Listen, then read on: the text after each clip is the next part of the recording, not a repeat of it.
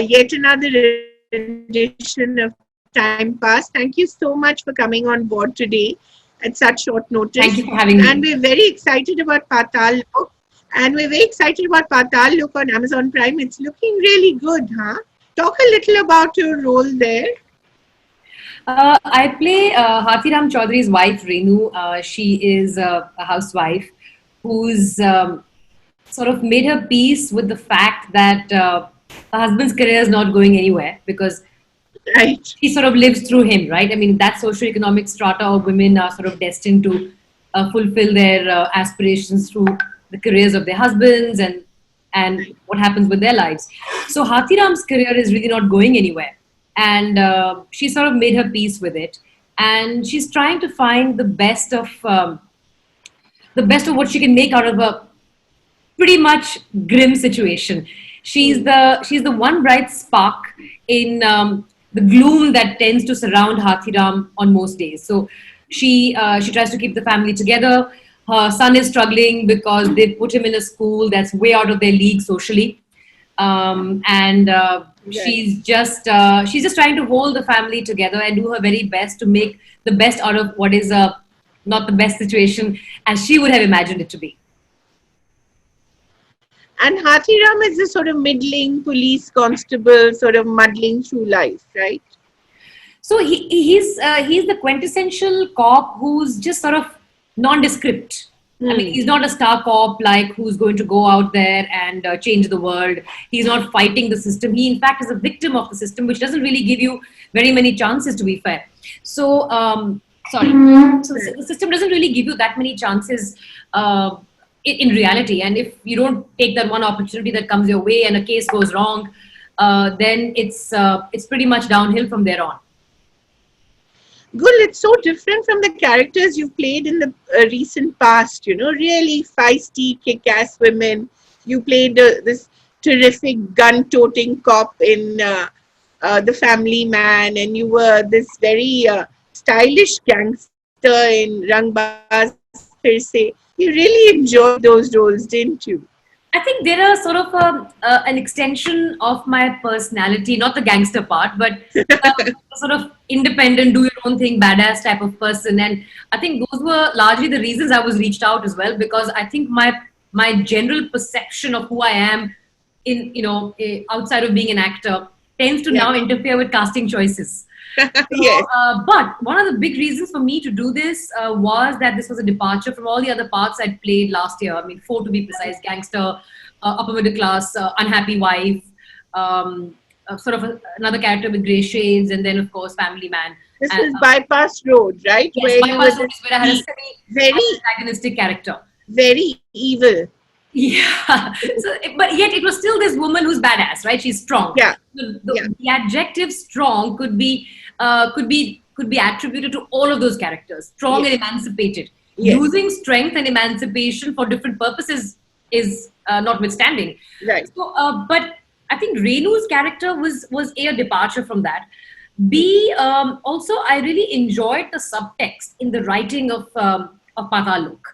The writers have done a really fantastic job of structuring the class conflict, the caste conflict, the social conflict, and overall socio-economic stress simmering below the surface in our society. And we really Yeah. haven't seen that much in content. I mean, we've seen it sort of just brushed upon as Amir Garib or haves and have-nots.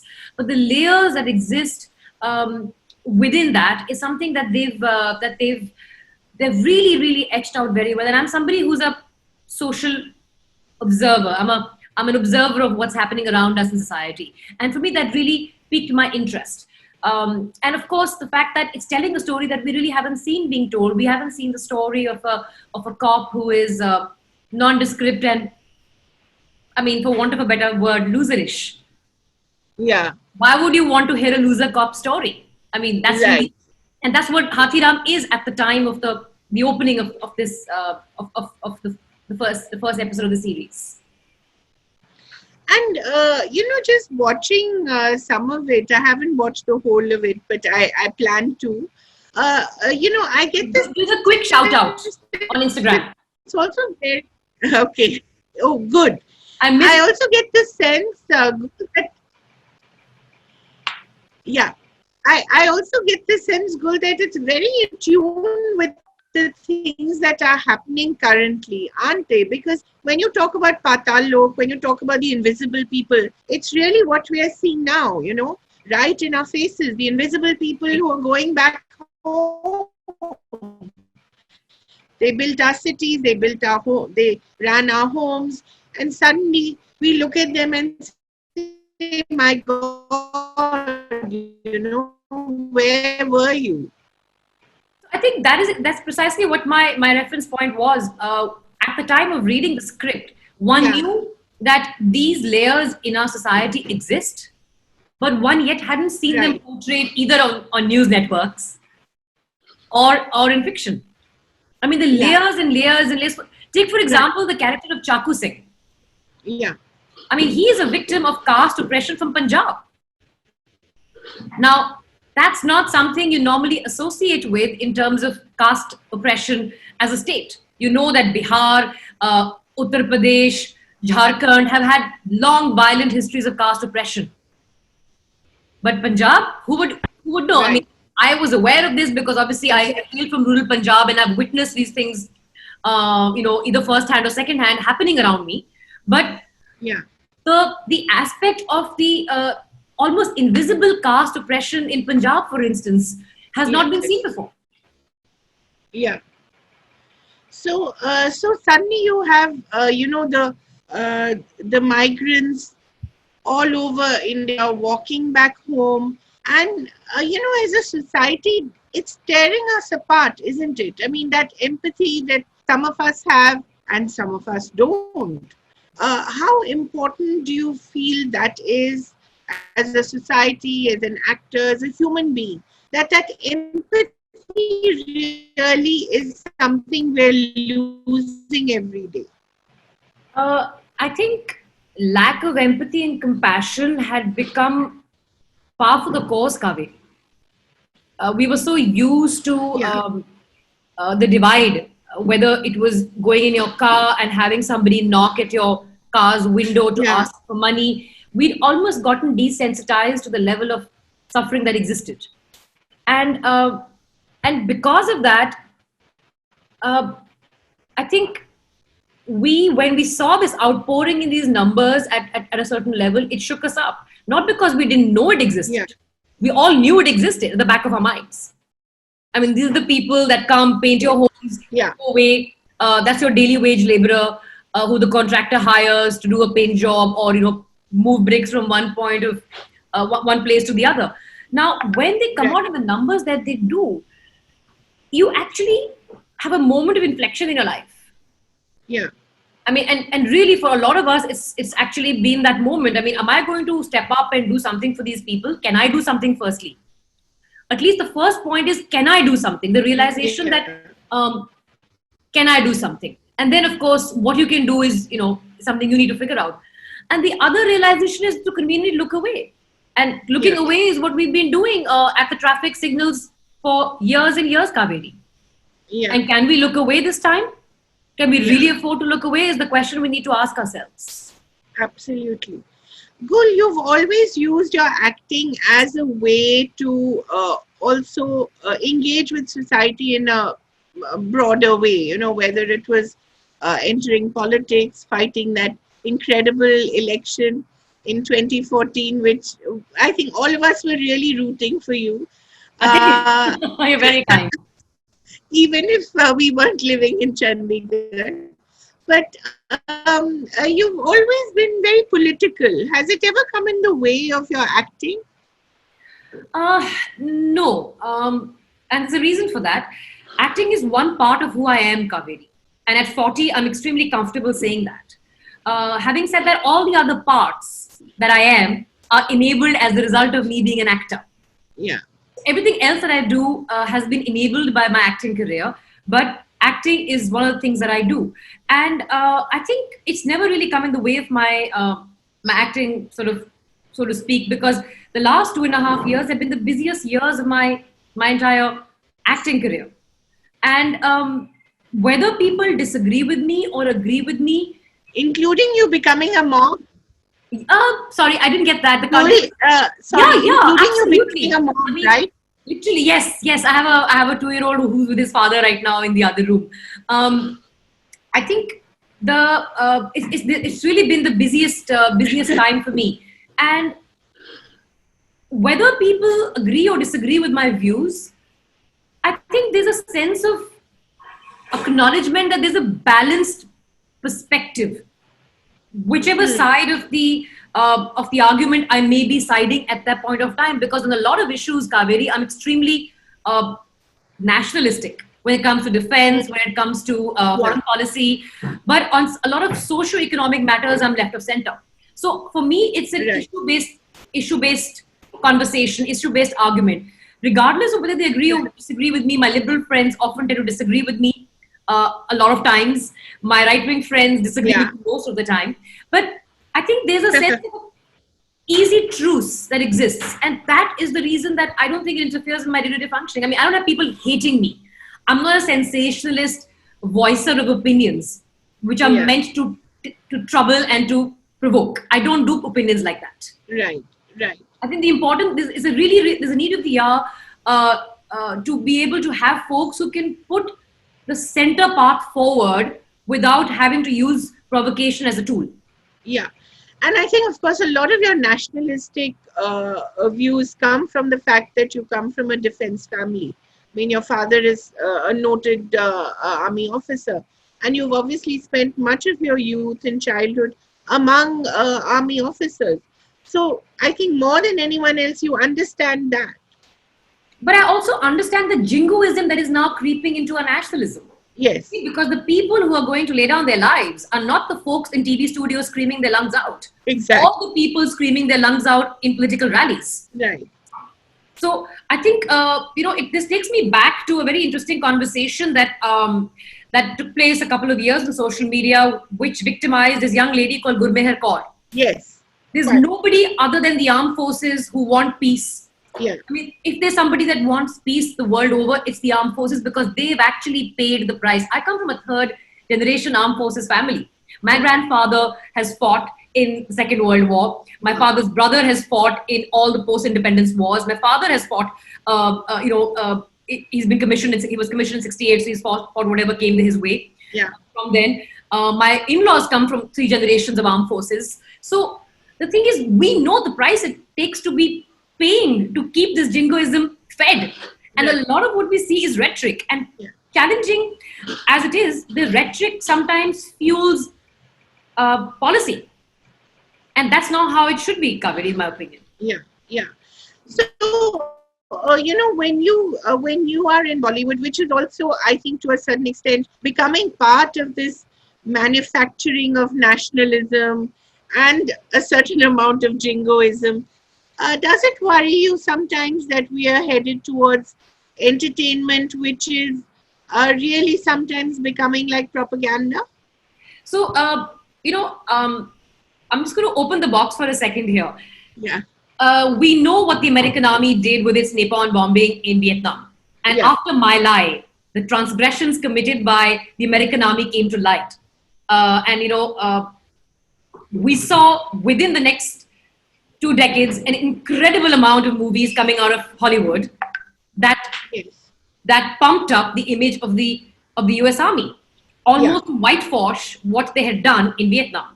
I'm not saying Absolutely. the Indian Army is like the American Army. We do not have a policy of collateral damage. We do not do HR violations, but there will be exceptions. But when we build a narrative where everything is okay, where where it's okay to break the law one time, just because it happens to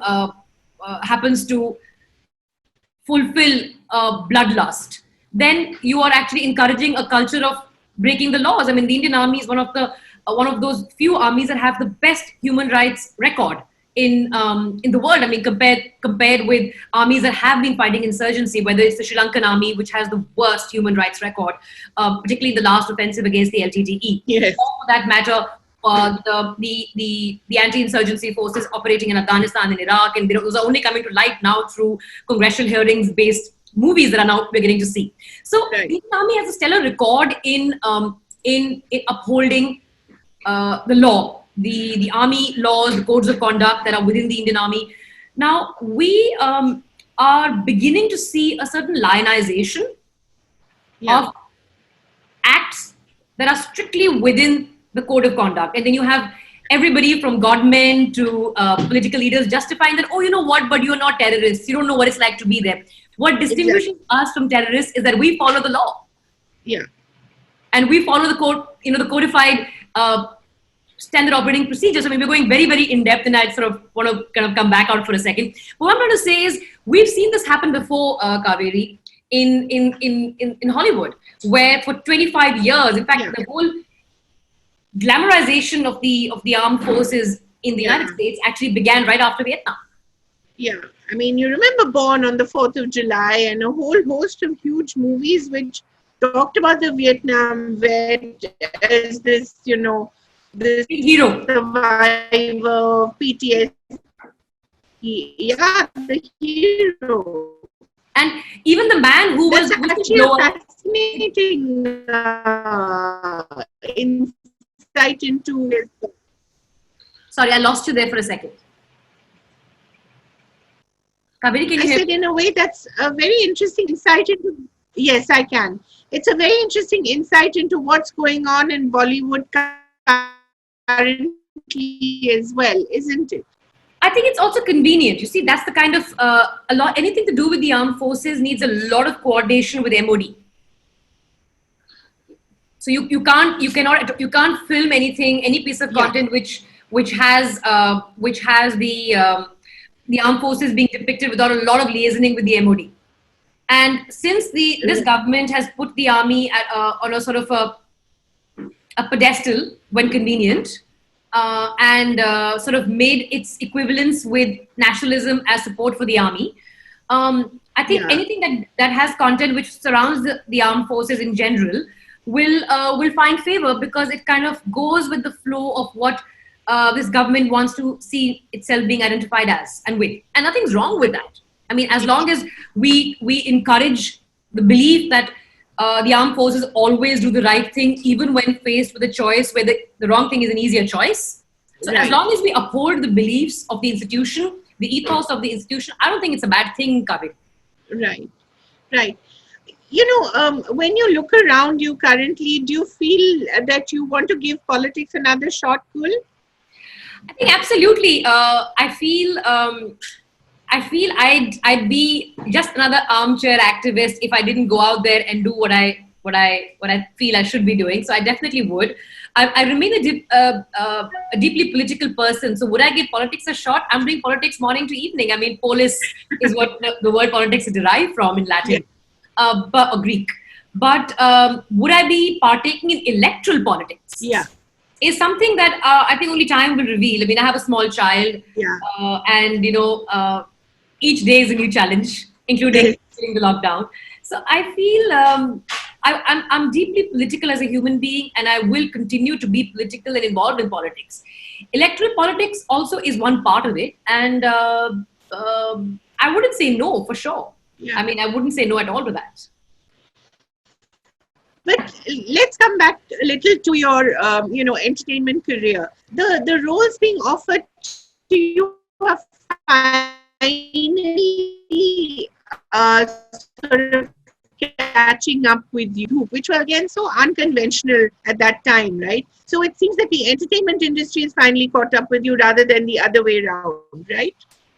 Well, that's flattering of you to say, Kaveri. Thank you for that. I just think it's also got to do with the OTT platforms, especially the the top of the pyramid ones like Amazon Prime Video, which have huge number of data points on the kind of viewer behavior that there is out there. So if Cambridge Analytica had 5,000 data points on your political behavior, there's an equivalent number of data points that OTTs have on our viewing behavior. I mean, after every time you view something, you are giving them a data point, if not more. Right? For every ad you consume, for every preview you watch, every trailer you watch, and then not decide to watch the main film. So what's happened is they've been able to open the box, which constrained theatrical films of a certain scale, because it had to cater to a vast majority of people in terms of, I mean, for want of a better example or terminology, let's call it the lowest common denominator. Yeah. We needed to cater to the lowest common denominator in order to guarantee somewhat a return on investment. My light's gone out, so I have a light at home.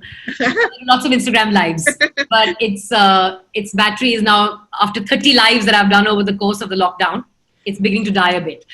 So I think what we're seeing is that the lowest common denominator led formula, which dictated choice of subject, which dictated casting choices, Yes. are now being Right. now being opened. So because unconventional, just we'll take this call for 1 second. Hello, I'm on a live. Can I call you back? Okay, bye. So these the choices that earlier dictated casting and subject, that dictated Yeah. theatrical films, are now being sort of open. The box is being opened, and you're seeing more unconventional stories being told Yeah. with different treatment and as much production value, in fact. Yeah. And also, the casting choices are now more linked to suitability of the character. Right. So, which is Rather why we're than- seeing, and then because you have these incredible artificial intelligence backed algorithms that read data points, Yeah. they know what Kaveri would like and what Gul would like, and they would serve it to you on a platter, and you'd be consuming it. So if Kaveri likes Gul, she'll watch more of her. Come again? I said if Kaveri likes Gul, she'll watch much more of I hope so. I do hope so. No, but it also means has the entertainment industry started perceiving you differently, Gul? Were you perceived as too urbane, too chic, not exactly your typical Bollywood heroine? Was there ever that idea? I think at some level, I think there was a sense of she's different Huh. always, Yeah. but I don't think that was really a bad thing. I mean, because unless and until you're different, you're replaceable. Yeah. So Exactly. I think that's one. And like I said earlier, my everything that I do apart from acting has also added to the way I'm perceived, Yeah. and that is now beginning to influence casting choices. Which also restricts me, I suppose, at some level. I would say if I can get some better light, and maybe you meet my two dogs who are sitting here. Yeah, much better. Really? So What are their names? their names are Gina and Vegas. Both are beagles. Wow. And one of them has been scratching and scratching and scratching, and therefore no luck. I thought it'll get better, but it hasn't. But it's all right. It's not too bad. I'm in silhouette now. But it's okay. You still look lovely, so it's fine. So, no, so, but was there a sense that, can you see them? Come here. I'm trying to get one of them here. Come here. Come on, good girl. Come here. Okay, come here. Oh, there she is. Say hello to Gina.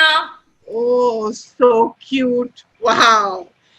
Does it need to go to a vet? Is it scratching herself too No, much? that's the other one who's wearing the Elizabeth collar, who I'm not getting because no, she doesn't need to go to a vet. I think I'm going to come back here, Kaveri. Sorry. Okay. She's okay. She's sort of 9 years old and has an obsessive compulsive disorder where she likes to scratch herself. So I think once this happens, That's like us when we grow old, really. she's there. She's there already. She's 70. So it's just that it's a really good time for you to be in entertainment, isn't it? The older you're getting, the better your paths are, isn't it? I mean, who would have thought? Actually, you're right. I also think it's because I'm now 41 and I have lots of files in my hard disk about various experiences and emotions. And in fact, in Patal Lok, one question that I got asked was very often during the course of interviews is, how are you able to play the vulnerability that's associated with my character? Yeah. And my answer to that is, well, I have faced 20 years of life. Yeah. And there are lots of experiences that I have which are stored away. And as an actor, you just pull out the file, tweak it a little bit. You no longer have to imagine what it would feel like to be vulnerable because you've probably been through that at some point of time in your life. So I feel acting as a role, as a job, has become more effortless. Yeah. Or maybe I've surrendered to the craft. I don't know. Right. So, I mean, for instance, working with Jaideep has been it's really been incredible. He's such a fine actor. Yeah. And going back to the script, it's written so well. And the production design is what it is. So, as you've seen, the episodes that I'm in, I mean, our Yeah. world is such Yeah. a, once you're in there, dressed the way Ah, I'm dressed. yeah. So I'm already on set with literally 80% of my work done, Kaveri. You Right. put me in that outfit, you put a stellar actor like Jaideep in the frame with me. There's this house that, you just become a part of. Yeah. Literally like 80% of my work is done when I step on set. Yeah. And And also, the kind of roles you're getting now, you've already, I believe, shot Family Man season 2, or are you I going can neither to? confirm or deny that. Okay. Um, uh, we have a question from Pulkit Bed to you, Gul. Ask Gul one thing she would have asked Arvind Kejriwal to do differently in his handling of COVID-19 in Delhi. Cheeky question. Uh, well, I think essentially, I mean, I'm actually really struggling with an answer out there because of two reasons, and they're very honest ones. One is I'm barely able to catch up with the news. Yeah. Just to for Pulkit, I don't know if you were there when I said this. I have a 2-year-old child, 2 dogs, and a house, and I don't get to the news. So the news that I get is literally from my husband reading his news. I don't even get to Twitter these days, Kaveri. There's just no bandwidth, and I literally get to Yeah. my phone for 10 minutes a day, and that's usually spent catching up with like 150 odd WhatsApp messages. Of course. So I honestly, if you were to ask me what have they done, what haven't they done, I wouldn't be able to give an educated answer. I don't know enough about the subject. I do not know about the specifics of the handling. I do know about the specifics of the handling of Mumbai, which is where I'm locked down, because it affects me on a day-to-day basis. But Yeah. currently, Pulkit, I just don't have the bandwidth to keep up with anything beyond my existing life, which involves running after my 2-year-old child who likes to throw things from my 8th floor house on the ground, put the iPad under the dogs, or try and throw my phone in the toilet. So literally, I'm running after him all day long. How has life in the lockdown been, Gul? Has it taught you more patience than you had, or has it made you tear your hair out? What's it been like? So the first couple weeks, Kaveri, was me barely being able to keep my head above the water. Right. There was just so much that needed to be done. Yeah. And there was work at home, and then there was work from home. Right. And I wouldn't even get to the work from home part. I would have a to-do list for the day. It's lying on my desk somewhere, and which is a dining table. And I would go to bed frustrated, 18 hours later, because I hadn't gotten to any of it. And my days were really long because my son was in the habit of waking up at 5:36. Oh no. And now all of that has gotten sort of changed because Yeah. I've relaxed a lot of the things I was imposing, because he used to wake up at 6, have breakfast by 8, and all of that. I used to go to school, play school. So I think the first couple of weeks had me really struggling to keep my head above the water. Right. And but by the third week, I began to come, sort of get into a bit of a rhythm. And what really helped me was starting my series of Instagram lives, which would be Yeah. every day at 12 o'clock. Right. So then I was forced to finish a chunk of, we were forced, my husband and I were forced to finish a chunk of the household chores by then. Right. So I could, I could sit and do this while my husband and my son sat in the, in the other room playing and stuff. And then I would dive into lunch and then put my son for his afternoon nap and stuff. But what's happened over the last couple of weeks is that I've gotten better at it. Yeah. I've become more efficient.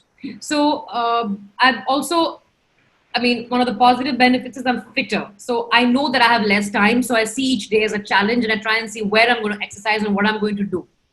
So I'm eating better because I'm cooking all the food. I'm exercising smartly because I have very little time. So, Yeah. and our son is like that relay baton, which my husband and I pass to each other. So because the person who's with the child at the time can't really do anything. I mean, you have two boys, right? Yeah. Yes. How do you reading a book. remember? Wow. Oh, because I was reading Yeah. a book. Oh, okay. Yes. Thank you. Thank you for reading that. But really, I can tell you it never gets better, Gul. It just Don't say becomes. that. Please don't say Uh, that. I'll cry right now. no, but I mean, it's also something that,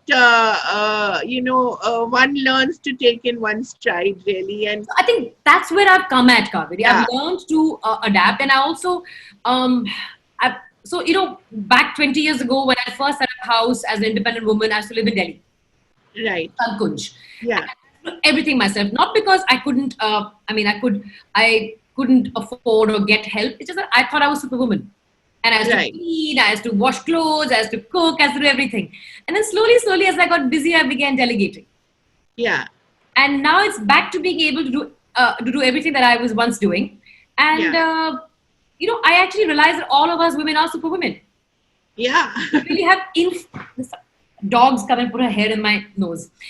I know it's very I've irritating. realized that everything that I do, and all of us women do, is something that we have infinite capacity for, and it's the Yeah, attitude with which you approach it. If you approach it as yeah, this, oh my God, now I have to do this, I have to do this, I have to do this, then it's going to be a pain. right. So to answer your question, yes, I've gotten a lot better at it, and I'm also imagining that this isn't a temporary phase. Oh, better like thank you. I'm also imagining that this is not going to be a temporary phase, Kaveri. What we are seeing is a trailer of the new normal, Yes. and I don't see us getting back to where we were. Like a lot of folks I speak with, oh, I can't wait for things to go back to the way they were. Yeah, I'm not seeing this going away for a year. yeah, I mean, for us to resume our old life, I don't know if that life's coming back. The Spanish flu is the closest reference to what this is like. This is not like SARS. It's not right. like H1N1. Yeah, yeah, So, what I've learned is self-reliance. What I've learned is better planning of my day. What I've learned is to be more patient. And I've also learned to live with a lot less. Like I have yeah, 15 tops out of like a few hundred that I have used, and I put them, and then I put them in a pile, check out the bottom one, and yeah, then second last, and third last, and third. And so I've literally lived in 15 tops. I like to get into a top when I'm working because it doesn't feel like work otherwise. It's not a right. t-shirt. So 15 tops and one pair of jeans, and then when work is over, I throw on a pair of pajamas or shorts and finish stuff. I need a lot less, and I'm actually feeling a lot of gratitude and a sense of abundance Yeah, that we are very, very privileged to have. absolutely. Abundance in the Deepak Chopra-esque context. I think, Gul, you're going to be a guru ma soon. Oh no!